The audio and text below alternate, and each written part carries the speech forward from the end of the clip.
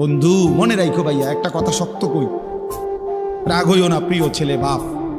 এই কপাল পৃথিবীতে উপার্জনের দুনিয়াবি কোনো কাজে লাগে না।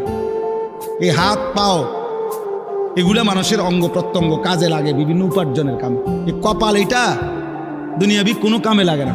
দেখ কোনো কাজের জন্য ওটা দিয়ে কোনো উপার্জনের কোনো কামে, দুনিয়ার কামাইয়ের কোনো কাজে এই কপালের এটুকু জায়গা ব্যবহার হয় না, এটা লাগে না আর কি। তাই এটা আল্লাহ তাআলা কেন বানাইছেন? খোদার কসম রব্বুল আলামিন এই কপাল শুধুই সেজদার জন্য বানাইছেন, শুধু সেজদার জন্য। এই জন্য যে কপাল সেজদা দেয় না, যে কপালে সেজদা নাই, তুই মানুষও না, মানুষের বাচ্চাও না।